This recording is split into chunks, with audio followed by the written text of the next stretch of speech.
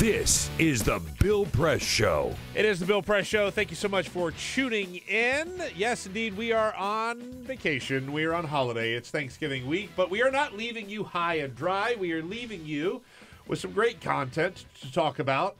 Whether you want to talk about this with your drunk uncle at the Thanksgiving table or whoever, we're giving you stuff to talk about because Lord knows there's still stuff going on. Joining us now in studio is Graham Vyse from Governing Magazine. Graham, good to see you. Good to see you, too. We are here, and yet we are not here. We are here, and yet we are not here. Is it live or is it Memorex? I will say, and I just want to make sure that you agree with me on this, Thanksgiving is the greatest holiday. You know, it's definitely up there. I just think there's no. You think I'm hedging here? Don't hedge. It is the greatest holiday. So what's your case? Like, you know, better than all the rest. For what reason, Peter? Graham, I'll tell you. First of all, I love any sort of long, fussy, drawn-out cooking process. Okay, and I think to do that makes one of us. I think to do that, I think to do Thanksgiving the right way, you have to really start early. Yep. My Thanksgiving cooking started this weekend. I think you start early. It also actually means something that comes from something that's not commercial, right? Yeah, like yeah. Christmas, I think, has become so commercialized. It's so grotesque at this point. But like, it's a nice time to sit around with the people that you care about and express your thanks for, like, you know, no matter how terrible things are, no matter how things can be, and they seem to be pretty bad and terrible these days, yeah. There's still plenty of stuff to be thankful for. Plus stuffing. Plus pie. So there you go. I mean, come on. What's better than that? No, you've convinced me. All right. Yeah. Good. My work here is done. But, Graham, you covered a very exciting election here in this country in the midterms, and we saw a lot of things change. And you write about things on the state and local levels, and you know, I think Democrats needlessly were bummed out when they saw Beto O'Rourke lose, they saw Andrew Gillum lose, they saw Bill Nelson lose, they saw Stacey Abrams lose. I'm not sure that there are a ton of progressives that were shocked and surprised at some of the other losses when you look at, like, Joe Donnelly and Heidi Heitkamp and Claire McCaskill and things like that. But there are a lot of things to be excited about if you are a progressive, right? I actually think it's really important that you started with I think what was genuinely a palpable sense of disappointment sort of on election night, particularly on the East Coast before a lot of those West Coast races came in among Democrats. So I think, you know, the realization that Andrew Gillum was going to fall short in Florida, the realization, which, as you point out, should probably have been an expectation, that Stacey Abrams, you know, particularly following all of the, you know, voting issues there, was going to fall short in Georgia. I think there was this sense that, like, on election night, Democrats were kind of crestfallen about even though they were, you know, had picked up the House majority. And so I think that if you look at the broader state and local results, as you point out, there is a lot that they can feel good about.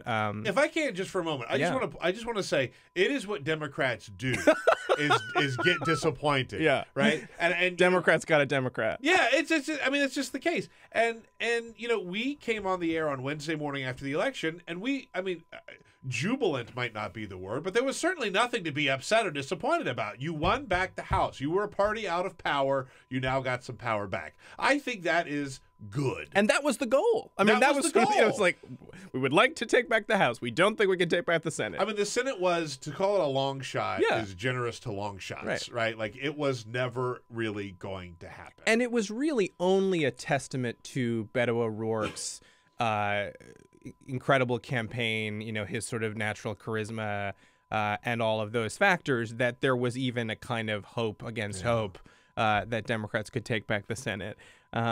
But, you know, I mean, one thing that I think relates directly to this is that, you know, Ben Jealous, for example, who was the Democratic nominee for governor in Maryland and had been a prominent surrogate for Bernie Sanders in 2016 after being the head of the NAACP. He also had the greatest yard signs, because I had one, that said, make the governor jealous. That's pretty good. Actually, you're absolutely right. That's Points. pretty good. Points. Make the governor jealous. That's pretty good yardstick. No, I don't disagree. But he was really never in that race in terms of competitive. I mean, there was no poll that ever showed him ahead, for a bunch of very complicated reasons that we could delve into. Larry Hogan, who was a moderate Republican governor who had survived cancer, was widely popular. And so I think the compounding effect of some of these more high profile progressive candidates for governor falling short, left Democrats feeling kind of disappointed in some sense on election night. But as we were discussing, in the end, the Democrats won what we call trifectas, control of both the governor's office and the state legislatures in 6 states: in Colorado, in Illinois, in Maine, in Nevada, in New Mexico, in New York. That's in addition to already having control in California, Connecticut, Delaware, Hawaii, New Jersey, Rhode Island, Oregon, and Washington State. So that's a total of like 14 Democratic trifectas, which is an improvement. That's remarkable. On what they had done. That's remarkable. This comes after a great period of kind of recriminations over the Obama era neglect of state politics and local politics by the Democratic Party. There was all this sort of soul searching after 2016. I think rightly so. I don't mean to be totally mocking about it. Where there was this moment where Democrats realized, boy, we really have let this go and need to focus on this more. I think that's so important because one of the things that Barack Obama said when he left office is, essentially, and I'll paraphrase a little bit, that change does not come that quickly. Change does not come quickly. Right. And this era of Donald Trump that we're currently living in, this hell world that we live in every day, is not going to last forever. And when you look at the grand scheme of things of how politics is changing, I think at the end of the day, we're going to get somewhere much more likable than where we are. But this is something that did happen very quickly because the Obama administration, Barack Obama, I'll lay a lot of this at his feet personally, did not do a good job of keeping these state legislatures. And I think a lot of Democrats, a lot of progressives, including Barack Obama, he saw what was wrong after, when it was too late. We had to go after these things. This is where the stuff really gets made. Having a president of the United States that's a member of the party that you support is really cool. That's great.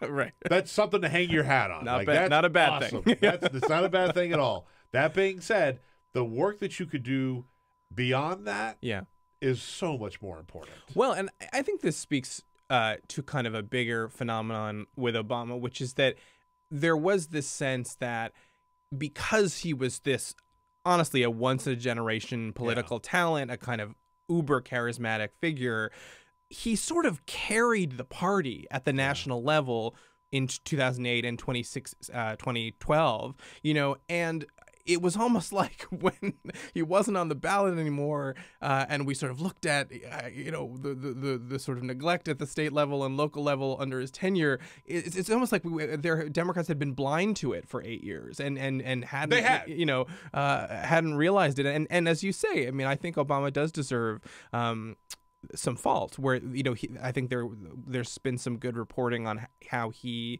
made the choice, or frankly didn't make the choice to sort of use his political apparatus to invest in those state and local level races. So now Democrats are back kind of with their heads in the game on this issue.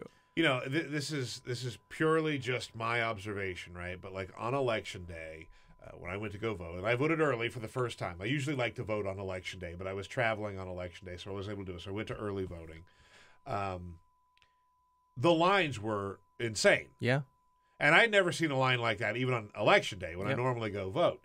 The lines were insane. They were manageable. Don't be discouraged or anything like that. But like there was an enthusiasm among voters in general. That I had not quite seen before. I mean, some of the most moving images I saw were of black voters, people of color, lining up to vote for Stacey Abrams in Georgia, just, days before huge lines. And, there are no silver medals in politics, but it is we would be remiss not to say that I think both Andrew Gillum in Florida and Stacey Abrams in Georgia came damn close. Yeah. And really had a theory of the case about energizing their Democratic base, particularly diverse voters, maybe people who had been apathetic or disengaged or let down by the political process. And that obviously did pay dividends for them, even if it wasn't quite enough. I think the best example of that might have been Beto O'Rourke. That too, him too. Who also came up short, not by a lot, but by enough. It didn't go to recount or anything like that, like it did in Florida. He lost. But you look at the takeover in Texas, I think you could really just draw a very straight line between that enthusiasm in Texas right to Beto O'Rourke. Yeah, yeah. The other thing on this question of sort of Democratic victories in the states is that in addition to winning those trifectas that I mentioned, in some cases they didn't quite win a trifecta, but they ended Republican control of the state legislature, which prevents the GOP from having the kind of majorities that would allow them to govern or control the legislature. That happened in Kansas, in Michigan, in New Hampshire, and Wisconsin. So again, it's progress. It's a step forward, and we can talk about how there were some other kind of rising stars who did emerge from the election night, and who I think we will now look to as kind of a part of the future of the Democratic Party in the states. I actually do want to do that because when we were talking off air before we started, you were talking about the DSA candidates. Yeah. Now, I'm not a huge fan of the term Democratic Socialist. I think that in terms of Democratic Socialist Party, I think you could speak louder through your actions. But I think they are a force for good, without a doubt. I think they are a force for good and cannot be ignored. You had some serious DSA candidates who won in very exciting races. Yeah, I mean, I've been tracking for a couple of months now the DSA endorsed candidates at the state and local level, and when all was said and done on election night, the DSA backed 40 winning candidates in the general election. That's amazing. At the state and local level. If you combine the group's kind of national endorsements with the endorsements of local chapters, and so that's a fraction of the races that were on the ballot broadly. But do you remember either of us talking about Democratic Socialist candidates a couple of years ago? Right. I don't. I can think of just one. Yeah, exactly. There's just one exception. Just one. There was this one guy. Yeah. What was his name? Yeah. I can't remember. But you're right. I mean, there is a sort of it speaks to, I think, the same thing that speaks to Trumpism. In a lot of ways. I think that Trumpism plays on a lot of other nefarious things to get that have kept him in power, but I think it speaks to the same thing. People want to see a change. Yeah. People want to see a change. And change isn't always good, but they're willing to gamble on some exciting new ideas. Yeah. And I think that the DSA breathes some of those into the Democratic Party. Well, and to that point, I mean, I believe that all, and certainly the vast majority, I'd have to check my notes, of those candidates ran as Democrats. I mean, this is not primarily a sort of third-party phenomenon. Right. Yeah, and that's a good point. The way that that's going to have an effect is that in states like New York, for example, where Andrew Cuomo, a more centrist Democratic governor, has now been, reelected with a very convincing reelection margin, but also will have a, unified Democratic government in Albany that will, have some of these new young, Democratic socialists and more kind of upstart progressives. Now, I'm sure there are also some more moderate Democrats in that caucus, but it'll be interesting to see. One thing I'm watching for 2019 is the role that this handful of ambitious, more left Democrats can play in state legislatures in kind of trying to shape the agenda of the broader party. Do they end up being a more marginalized force that kind of gets lost in the shuffle, or are they able to actually push their agenda forward on issues ranging from single-payer health care at the state level to affordable housing? Yeah. So I'm looking at that. that's a big step for Democrats, as the Democratic Party as a whole. Like, that's a really, really big step. Let's talk about sort of what state, I think, let me ask you this. Yeah. What state do you think is going to look the most different next year?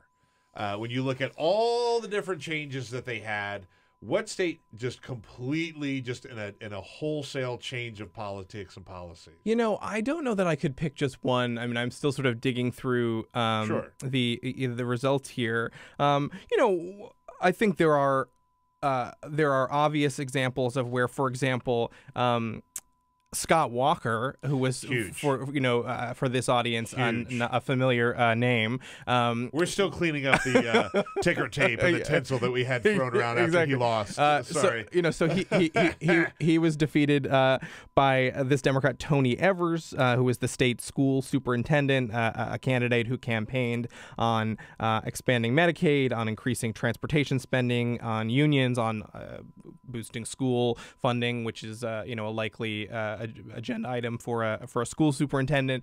So there are these places where a kind of iconic Republican governor has been replaced now with a Democrat, and I think that you're bound to see some significant changes there.